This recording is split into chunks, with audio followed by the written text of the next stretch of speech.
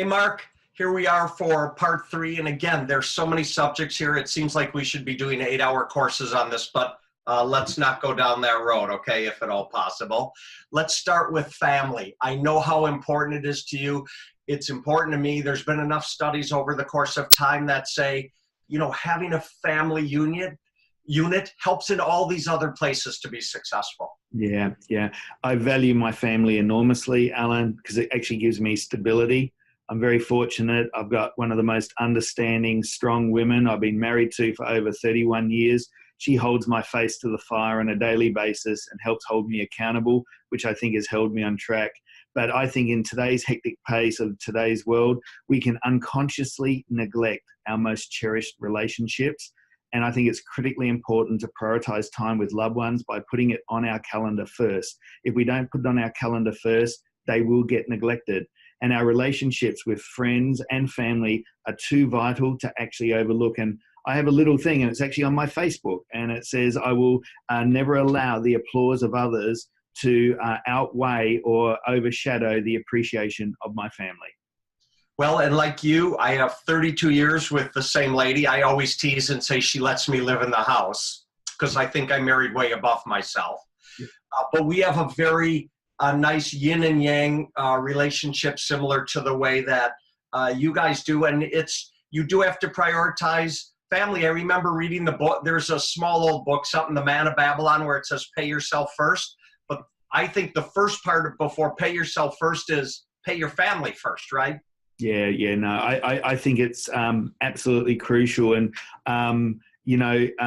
those relationships, you don't want to burn that because, work comes and goes, other stuff comes and goes, family's with you for life. And once again, sometimes you got to make a conscious decision. Do you want to maintain that relationship and invest in that relationship, or, fear the chance of losing it? Yeah. Okay, let's address thinking, because again, we talk about critical thinking, but thinking in general reminds me of the expression, you were born with 2 ears and 1 mouth, right? Which helps you in the thinking department. Yeah, absolutely. I value my thinking enormously because that's what gives me real advantage. Dedicating time to think in a way that adds value to myself and others, it's really important to take that time out. Too often, people get stuck in autopilot and drift away unconsciously and unthinkingly through life. So rather than leading their life, they accept their life, and quite often poor thinkers can become a bit of a slave to their surroundings. So they're reacting to the situation rather than actually being proactive. So, I think it's really important that our ideas and insights make us more valuable and sought after also by our teammates and everyone else around us. People who are good thinkers is what differentiates you on the team and when you're adding value to an organization. One more thing about thinking. There's a lot of noise. The computer, the telephone, the laptop, the earbuds, etc. Mark, sometimes you have to turn everything off and almost go meditative to be able to think clearly, yes? Yeah, absolutely. And you know what? It's hard to do. And that's why solitary confinement is the best form of punishment, because most people cannot sit still.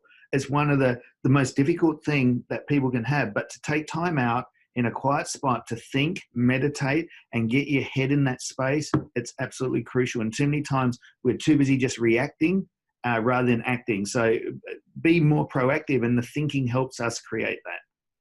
All right, let's talk about commitment, always one of my favorite, and I know you've heard me say this time and time again, but I love the word grinder, and I don't mean it to sound negative. The grinders are those big men on the sailboats who lift the mainsail.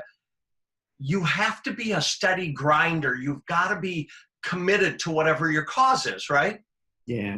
I value my commitment because it gives me absolute tenacity to really get my teeth into something. If you come across something worth doing, then make a commitment to carry it through. And I often say to people, if you don't make a commitment to do it right the first time, when are you ever going to make the time or the commitment to fix it up or do it a second time?